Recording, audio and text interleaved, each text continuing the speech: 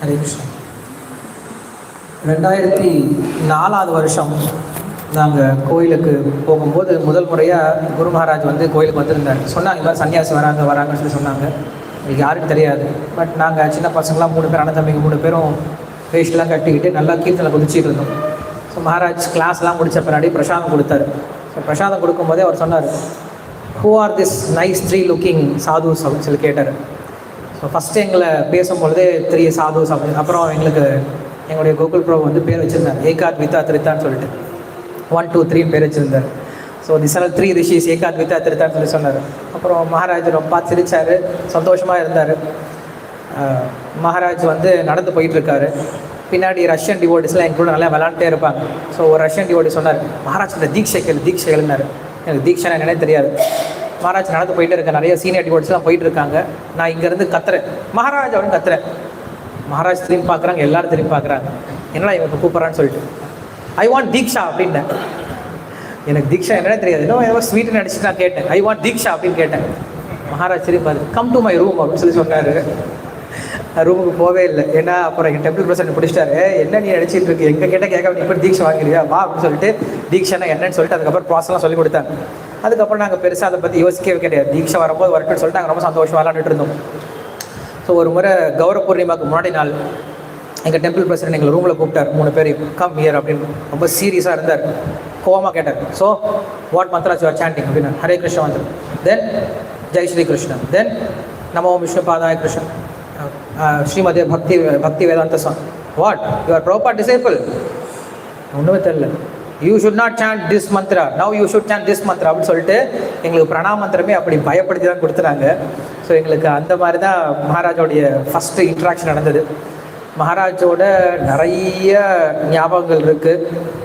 மகாராஜ் பர்சனலாக என் மேலே எவ்வளவு கருணை வச்சுருந்தார் அப்படின்னா, லாஸ்ட் இன்ஸ்டன்ட் மட்டும் சொல்கிறவங்களுக்கு, எங்கள் அம்மா இறந்த அந்த சமயத்தில் எனக்கு என்ன பண்ணுறதுன்னு தெரியல. நான் மகாராஜுக்கு உடனே மெயில் பண்ணேன். மகாராஜ் வந்து எவ்வளோ பிஸியாக இருப்பார். யூஸ்வலாக ஒரு மெயில் எழுதணும் அப்படின்னா 2 நாள் 3 நாள் ஆகும்.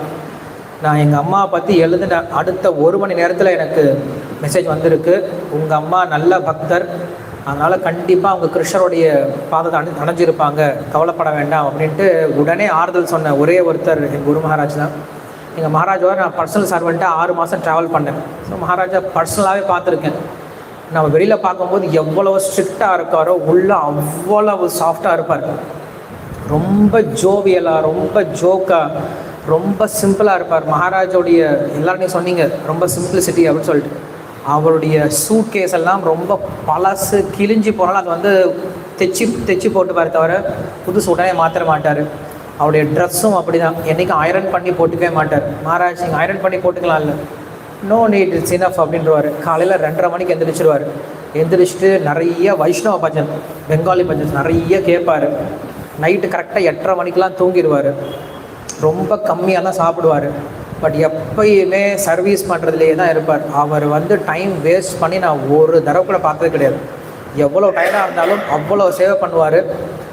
அவருடைய பியூரிட்டி தான், அவருடைய தூய்மை தான் என்னை வந்து அவர் விருந்தாவனத்துக்கு அனுப்பிச்சி வச்சார். நான் மகாராஜோட சர்வெண்ட்டாக இருக்கும்போது மகாராஜ் விருந்தாவனத்துக்கு அனுப்பிச்சி வச்சார். நீ போய் எங்கள் படிச்சுட்டுவான்னு சொல்லி அனுப்பிச்சி வச்சார். ஸோ அங்கே போய் அவருடைய சக்தினால் நான் 3 வருஷம் இருக்க முடிஞ்சுது விருந்தாவனத்தில். இல்லை என்னுடைய யோகியத்தை அப்படின்றது ஒன்றும் கிடையாது. மகாராஜ் என்னை 3 வருஷம் படிக்க வச்சு அதுக்கப்புறம் வந்த பின்னாடி இன்னும் நிறையா படித்து தெரிஞ்சுக்கோ, நிறைய சாஸ்திரம் படி அப்படின்னு சொல்லிட்டு மகாராஜ் ஊக்குவிச்சார். நான் மதுரைக்கு வந்த பின்னாடி நான் செஞ்ச எதுவுமே நான் கேட்டுட்டு செய்வேன். பட் மதுரைக்கு வந்த பின்னாடி நான் இந்த மாதிரி மகாராஜ் மெயில் பண்ணேன், ஐ ஆம் கெட்டிங் மேரிட் மகாராஜ் அப்படின்னு சொல்லி மெயில் பண்ணேன். ஏன்னா கண்டிப்பாக நான் பர்மிஷன் கேட்டால் அவர் நோட் சொல்லுவார். பட் இங்கே பேரண்ட்ஸ்னால எல்லாமே ஆல்ரெடி டிசைட் ஆகிடுச்சு. அதனால் Maharaj am getting married. Oh, I am surprise to hear the news. But anyway she will make a good part of you, so go ahead அப்படின்னு சொல்லிட்டு ஆசீர்வாதம் தான் அவரால் பண்ண முடியும். இதுக்கு மேலே ஒன்றும் பண்ண முடியாது. பட் அந்த ஒரு விஷயம் தான் அவர்கிட்ட நான் கேட்கல. பட் இருந்தாலும் அவர் அதுக்கப்புறம் ஏற்றுக்கிட்டார். அதுக்கப்புறம் மகாராஜ் எப்போ பார்த்தாலும், எப்போ அவரை போய் பார்க்க போனாலும் ரொம்ப சந்தோஷமாக அவர் வந்து கூப்பிட்டு பேசுவார். உண்மையில் நான் மகாராஜுக்கு எந்த சர்வீஸுமே பண்ணுறது கிடையாது. மகாராஜோடைய ரூல்ஸ் அண்ட் ரெகுலேஷன்ஸ் பிரகாரம் பார்த்தோன்னா நான் வந்து ஃபாலன் டிசைபிள்ஸ் கூட சொல்லல. ஏன்னா அப்புறம் அந்த அளவுக்கு ரொம்ப ஹை லெவலில் இருக்கார். எனக்கு நான் வேண்டிக்கிறது எங்கள் மகாராஜ் கிட்ட, இனிமேலையாவது நான் வந்து நீங்கள் சொல்லக்கூடிய அளவுக்கு நீங்கள் சொல்லக்கூடிய ஸ்டாண்டர்டுக்கு வர முயற்சி பண்ணணும் அப்படின்னு நினைக்கிறேன். மகாராஜோட ஸ்டாண்டர்ட் வந்து ரொம்ப ரொம்ப பெரிய ஸ்டாண்டர்ட் அப்படின்னு எனக்கு பிரபாவோட ஸ்டாண்டர்ட் தான், வேறு ஒன்றும் கிடையாது. அவர் அடிக்கடி சொல்லுவார், என்ன எல்லாரும் ஸ்ட்ரிக்ட்னு சொல்கிறாங்க, நான் எதுவும் ஸ்ட்ரிக்ட்லாம் கிடையாது, பிரபாதர் சொன்னதை அப்படியே சொல்லிட்டு இருக்கேன், பட் அதுவே ஸ்ட்ரிக்ட் அப்படின்னா என்ன பண்ணுறது அப்படின்னு சொல்லுவார். ஸோ அந்தளவுக்கு எப்பயும் புக்ஸ்லேயே எப்பயும் எழுதிட்டே இருப்பார். அப்புறம் நிறைய விஷயங்களை சொல்லிக் கொடுப்பார். விஷ்ணு சஹஸ்ரநாமம் போன்ற கிரந்தங்களை எடுத்து படிக்க ஆரம்பித்தார். நான் ஒரு புதுசாக ஒரு புக் எடுத்து படிக்க ஆரம்பிச்சுட்டு இருந்தேன். இவர் சந்திரசேகர சரஸ்வதியோட புக் எடுத்து படிச்சுட்டு இருந்தேன், வேதங்களை பற்றி படிச்சுட்டு இருந்தேன். மகாராஜிட்ட காட்டு, Maharaj I'm reading this book, அப்போ you should not read this புக்னு வாங்கி வச்சுட்டார். மகாராஜ் படிச்சுட்டு இருந்தார். அதுக்கப்புறம் ரொம்ப வருஷம் கழிச்சு நீ படிக்கலான்னு சொல்லி கொடுத்தாரு. ஸோ மகாராஜ் கிட்ட நாங்கள் எப்பயும் பர்மிஷன் வாங்கிட்டு சாஸ்திரங்களை படிக்கிறதும் உண்டு. இப்போ விஷ்ணு சஹஸ்ரநாம வியாக்கியானம் படிக்கிறதுக்கு முன்னாடி நான் மகாராஜை கேட்டேன், இந்த மாதிரி படிக்கலாமான்னு சொல்லிட்டு. மகாராஜ் வந்து நிறைய புக்ஸ் கலெக்ட் பண்ணி வச்சிருக்காரு விஷ்ணு சஹஸ்ரநாமத்தில், கமெண்ட்ரிஸ் எல்லாத்தையும் கொடுத்தார். டேக் எவ்ரிதிங் அண்ட் ரீட் அப்படின்னு சொன்னார். ஸோ அப்படி ரீசெண்டாக பிருந்தாவனம் போயிருந்தோம். ஸோ பிருந்தாவனம் போயிட்டு டெல்லிக்கு போயிருந்தோம். 2 நாள் எக்ஸ்ட்ரா தங்குறதுக்கு நாங்கள் போயிருந்தோம். அங்கே எதுக்கு தங்குறோன்னு தெரியல, சும்மா டிக்கெட் போட்டிருந்தோம் 2 நாள் தங்கலாம் அப்படின்னு சொல்லிட்டு. அன்றைக்கி ஈவினிங் நியூஸ் வருது, குரு மகாராஜ் வந்து வந்திருக்கார் டெல்லிக்கு அப்படின்னு சொல்லிட்டு. மகாராஜ் டெல்லிக்கு வர்றதுக்கான வாய்ப்பே கிடையாது, ஆனால் ஏதோ ஒரு அதிர்ஷ்டம் தான் அங்கே வந்திருக்கான்னு சொல்லி உடனே போய் மகாராஜா பார்க்க போனோம். யாருமே டிசைபிள்ஸே இல்லை, புது இடத்துல ப்ரோக்ராம்.